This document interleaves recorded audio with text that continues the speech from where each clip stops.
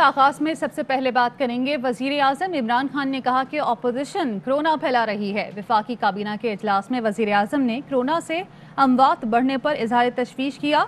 वजीर आजम ने कहा कि कोरोना की दूसरी लहर खतरनाक साबित हो रही है। अपोजिशन जलसों के जरिए कोरोना फैला रही है। करप्शन छुपाने के लिए जलसों का सहारा लिया जा रहा है। वजीर आजम ने कोरोना SOPs पर सख्ती से अमल कराने की हिदायत की। इजलास में मुआवनीन खुसूसी से मुतालिक हाई कोर्ट के फैसले पर भी तबादला ख्याल। कानूनी टीम को हिदायत की गई है कि फैसला कानूनी तौर पर देखा जाएगा। वजीर आजम इमरान खान ने कहा कि अपोजिशन कोरोना फैला रही है। वफाकी काबीना के इजलास में वजीर आजम ने कोरोना से अमवात बढ़ने पर इजहार तशवीश किया। वजीर आजम ने कहा कि कोरोना की दूसरी लहर खतरनाक साबित हो रही है और अपोजिशन जलसों के जरिए कोरोना फैला रही है। और वजीर आजम पाकिस्तान इमरान खान ने सीनियर सहाफियों और कालिम नगारों से गुफ्तगू की है और उसमें ये कहते हैं कि अगर ऑपोजिशन ने इस्तीफे दिए तो वो इलेक्शन करवा देंगे। ये बड़ी अहम खबर और बड़ा अहम बयान सामने आया है वजीर आजम पाकिस्तान की जानिब से। और उन्होंने कहा कि हमारे पास इतने वसाइल नहीं कि लॉकडाउन करके मुल्क बंद कर दें।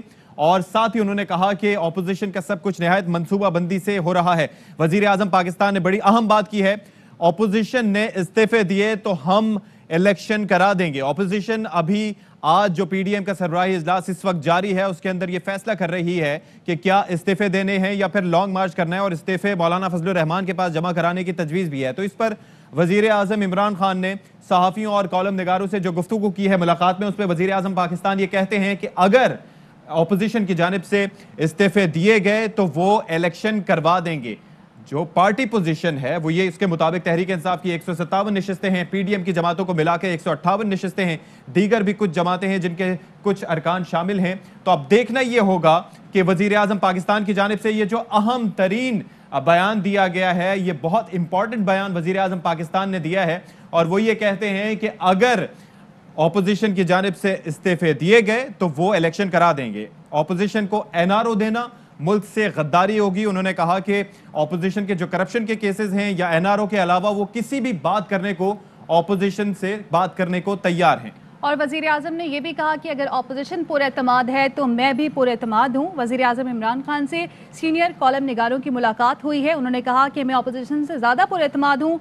ऑपोजिशन ने इस्तीफे दिए तो हम इलेक्शन करा देंगे। हमारे पास इतने वसाइल नहीं हैं कि लॉकडाउन करके मुल्क हम बंद कर दें। कोरोना तेज़ी से बढ़ा है और सबको सोचना चाहिए। हमने इदारों में इस्लाहात करने में देर कर दी।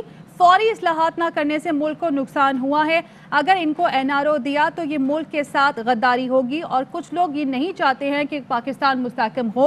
वज़ीर आज़म की जानिब से कहा गया कि NRO दिया तो मुल्क के साथ ये गद्दारी होगी। अगर ऑपोजिशन की जानिब से उन्होंने कहा कि वो पुरएतमाद है तो हम भी पुरएतमाद हैं। हमारे पास इतने वसाइल नहीं हैं कि लॉकडाउन करके मुल्क हम बंद कर दें। वज़ीर आज़म इमरान खान कहते हैं कि मुझे इल्म है कि जीत मेरी होगी, मईशत दुरुस्त समत में चल रही है। और साथ ही वजीर आजम इमरान खान ने यह कहा कि कुछ मुल्क नहीं चाहते कि पाकिस्तान मुस्तहकम हो। उन्होंने एक बड़ी बात की, बड़ा ऐलान किया कि ऑपोजिशन ने इस्तीफे दिए तो मैं इलेक्शन करवा दूंगा। और साथ ही एक बार फिर से उन्होंने कहा कि कुछ मुल्क कभी नहीं चाहेंगे कि पाकिस्तान मुस्तहकम हो। ऑपोजिशन सब कुछ एक मनसूबाबंदी के तहत कर रहे हैं। सब कुछ जो हो रहा है वो एक मनसूबाबंदी के तहत हो रहा है। अगर ऑपोजिशन पुरएतमाद है तो मैं उनसे ज्यादा पुरएतमाद हूं। NRO और करप्शन केसेस के अलावा हर मामले पर बातचीत को तैयार हूं। ये कानून की हुक्मरानी की जंग है। मैं जिद्दोजहद कर रहा हूं और मैं ही जीतूंगा। ये वजीर आजम इमरान खान ने वाज़ेह कर दिया।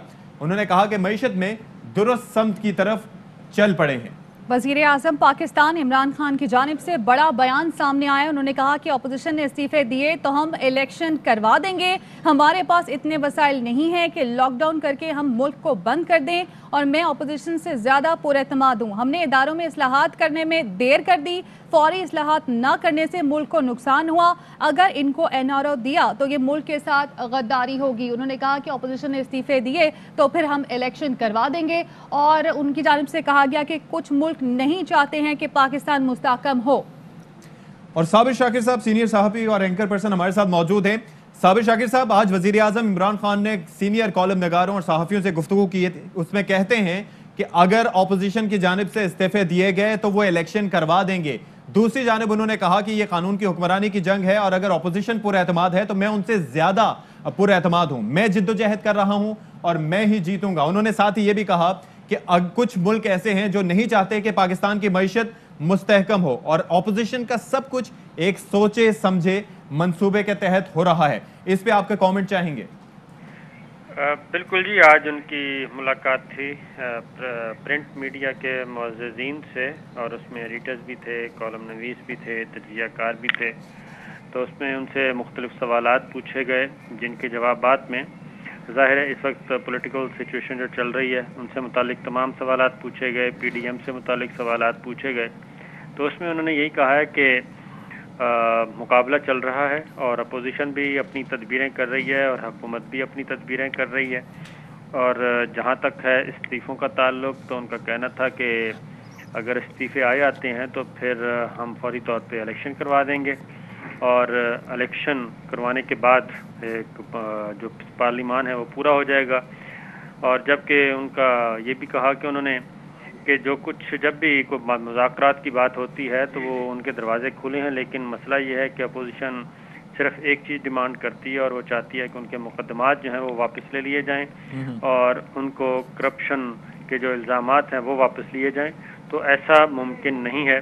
तो जो उनका वज़ीर-ए-आज़म इमरान खान का मजमूई तौर पे जो उधर एटीट्यूड था और प्लानिंग थी, तो उसका यही था कि वो लड़ने की पोजीशन में हैं और वो सरेंडर नहीं करेंगे, अपोजिशन की गैर ज़रूरी मुतालबात नहीं मानेंगे। और साथ ही साथ उन्होंने जलसा जो लाहौर का था उसके साबिर शाकिर साहब हमारे साथ ही मौजूद रहिएगा। काशिफ अब्बासी साहब भी हमें ज्वाइन कर चुके हैं। काशिफ अब्बासी साहब, एक बहुत बड़ा बयान सामने आया है खास तौर पर इलेक्शन से मुतालिक। वो ये कहते हैं कि ऑपोजिशन इस्तीफे जमा करा देगी तो वो इलेक्शन करा देंगे। वो कॉन्फिडेंट हैं कि ऑपोजिशन इस्तीफे नहीं देगी या वाक़तन वो ऐसी तैयारी करेंगे?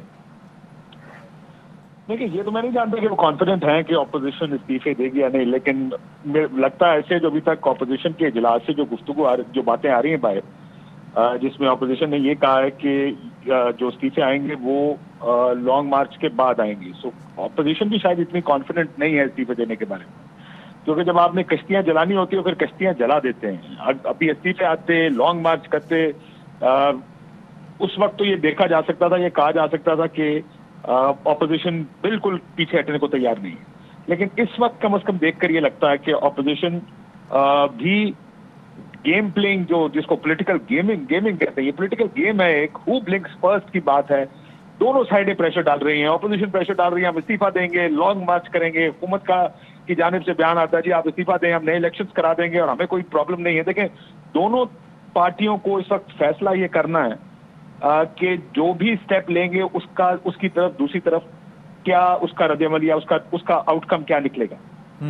अगर ऑपोजिशन इस्तीफे दे देती है सो इसका मतलब उन्होंने अपनी तमाम तर कश्तियां जला दी, और अगर हुकूमत उसके बाद नए इलेक्शन करा देती है, इससे ज्यादा शायद स्ट्रॉन्ग गवर्नमेंट माजी में हमने नहीं देखी होगी।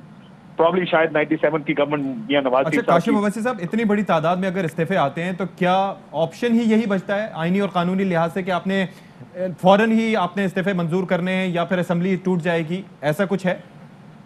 नहीं, ऐसा कुछ नहीं जी। कानून इस पे बिल्कुल खामोश है। अच्छा।